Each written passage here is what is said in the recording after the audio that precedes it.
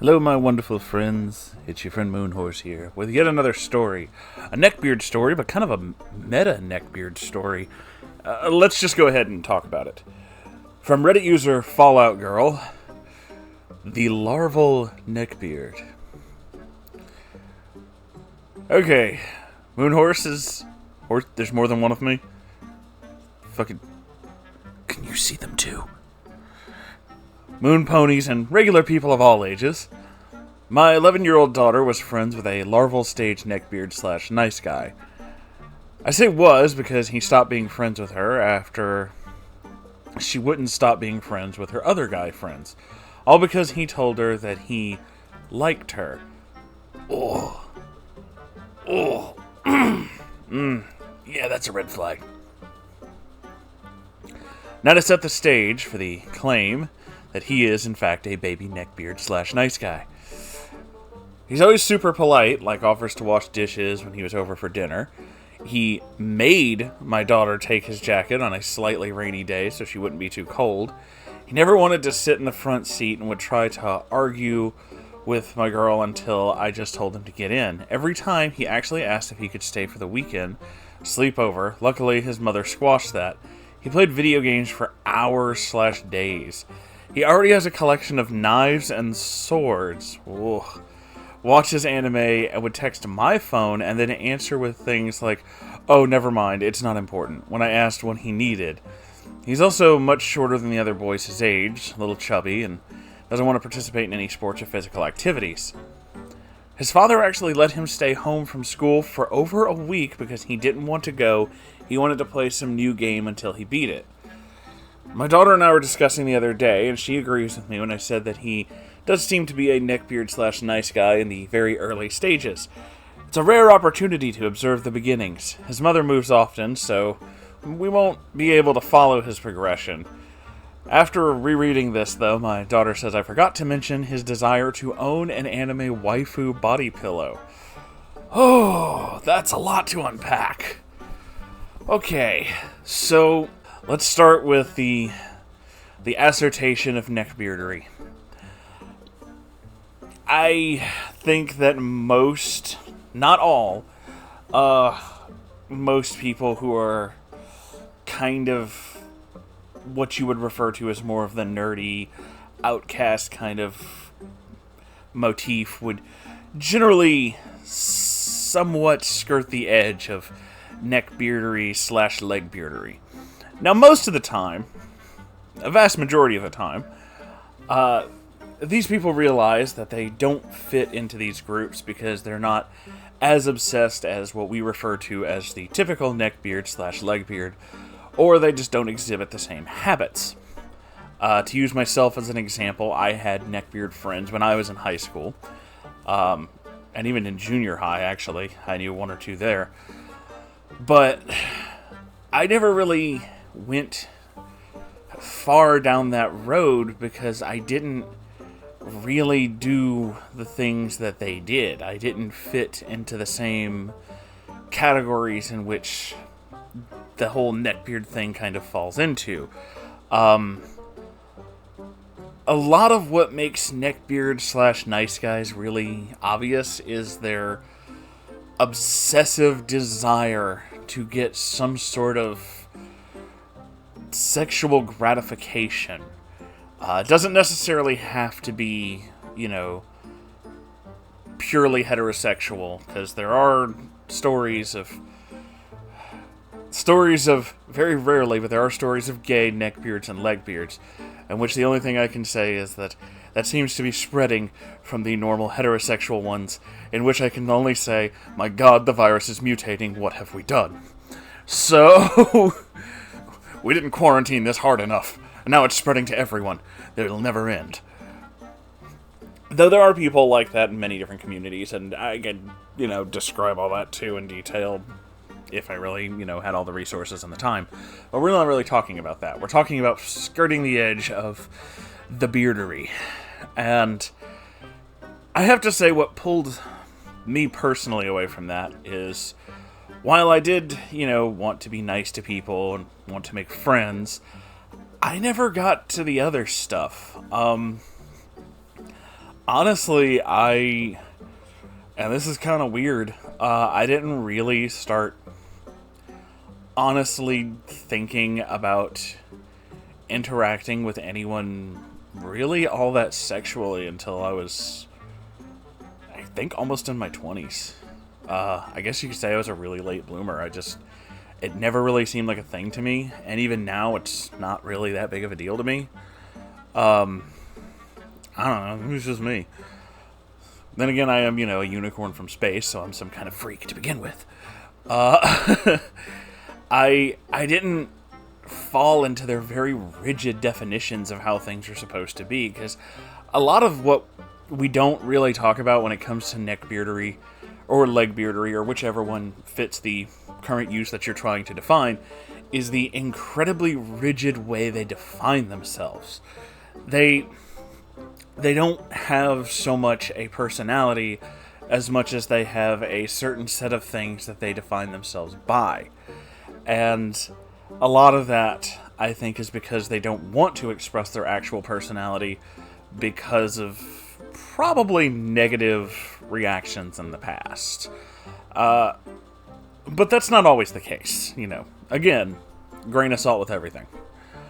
So, a lot of it is the very rigid way that they decide to kind of... How can I put this? The very specific things that they do. The reason we have this stereotype for neckbeards and legbeards is because they follow that very specific script. It's not so much a stereotype without definition like certain others are. It's more of a stereotype of we actually have seen this happen, so it's not without reason or purpose. And it does seem like, especially with the neckbeards, especially with the ones that I knew, they had this idea of just, trying to exude this type of fake old-world class, like a plastic Sinatra, just, this whole idea of just, with the fedora, and you have to be charming to the ladies, and you have to say shit like, "m'lady," and it's nobody talks like that, and it seems incredibly stilted and alien. Honestly, if you replace the neckbeard vernacular, the way they talk about things, with a different tone of voice, it does kind of sound as if it's some sort of robot or alien pretending to almost entirely understand what courting someone is, but getting it completely wrong. It sounds almost like a computer program. If you, instead of, because on this channel, we always do the neckbeard voice, but if you do the same thing, it's "Good evening, my lady. Would you care to go for a beverage?" It could very easily be followed by, "My name is friend Aaron." It's very stilted. The more you listen to it, the more you're this is incredibly unnatural. And that... the vocalizations of that alone, which is the reason why people can notice it in text and not, even know what the other person looks like and just be neckbeard, is just because it seems so fake. It is so obviously artificial. This whole thing with this kid just being "Oh, but I have to sit in the back next to her, and I have to give her the jacket, and I have to do this." And it's it's all this idea of, this is how you, seduce, I think is the wrong word, but this is how you, I don't know, woo the miladies. I really don't know, especially at that age. It makes me really uncomfortable to think about it, but I honestly think that, especially because of his age, a lot of this is because they don't know any better. A lot of this is because I'm willing to bet this kid probably doesn't have a lot of social interaction, and I mean, let's be honest, a lot of interaction when it comes to anything romantically plot inclined or anything like that in video games, just, it's not the best. It's not handled the best. There's a lot of shit that doesn't make any sense, and the plot doesn't necessarily focus on most of it, so there's whole hunks of things that are probably just extrapolated or even kind of left out. Just shit that doesn't really seem to to go anywhere or mean anything.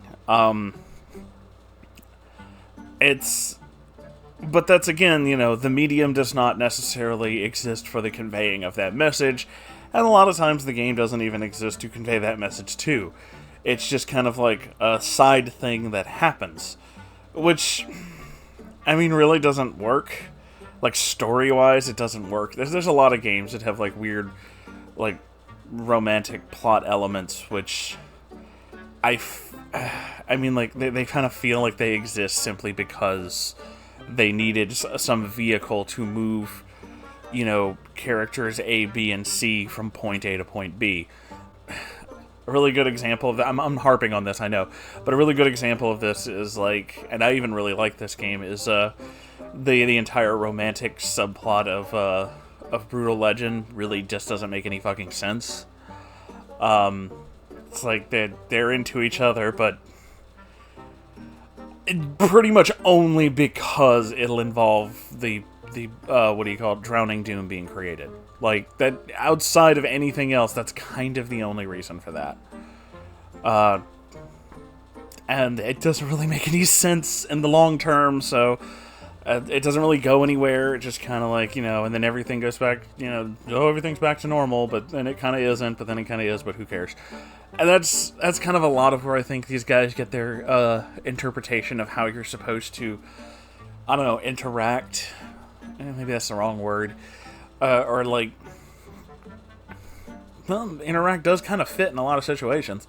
So maybe it is the right word with just women in general, but they don't really see them as people as much as they see them as objects of desire.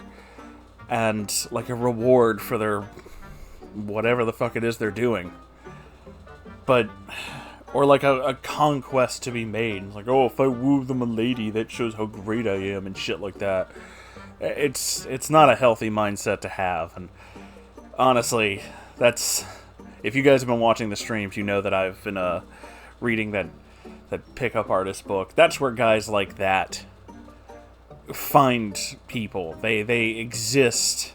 Neckbeards don't understand how to interact with women. Their natural skills just fail, so then they end up buying these manuals to help them learn how to be, sexy man so they can get laid all the time, except that that's not how humans work. And they don't, like, it doesn't work, but at that point it doesn't matter because the guy who wrote the book already got the money, so he didn't care. And I really hope, when it comes back to our larval neckbeard in question, I really hope this is one of those things where they're just kind of going into it a little, but then learn that, like, things that they actually like or stuff that they want to do or any of that doesn't really fit within the model of what is neckbeardery, and will kind of push back the other way. I never really explained my point on how I got out of neckbeardery. I'm a little out of it tonight. I'm kind of tired. So, no, I got out of neckbeardery because of my choices in music. Like, I started listening to more, like, punk rock and heavy metal, which was totally not cool in the neckbeard circle when I was a kid. I don't know how it is now. But, yeah, I was just not accepted in those groups because I wasn't super involved in the animes, and I didn't have the waifu, and I didn't really feel anything like that. And I was considered not cool enough to be a neckbeard, which is not a phrase I ever, usually get to say. Neat. So yeah, I just immediately fell out of it after that. I was just like, well, if this isn't for me, then I need something else that is. And just kind of went in a different direction. So hopefully that's the same story for this kid. He flirts with the idea of neckbeardery, but then, learns that that's not really the case. And then cuts back. And, moves away from it. We can always hope. We can always hope. He is still young. He has time to learn. Anyway, thank you all for watching, and if you have your own stories that you'd like to send in, you can do that by going to r/Moonhorse Stories and send them there. I check it, and I will see it. And if you want to keep the lights on in this place, you can do that by donating to my Patreon, or you can buy stuff from my store. Links to all that and more are down below, and I'll see you guys in the next video. Okay, I love you. Goodbye.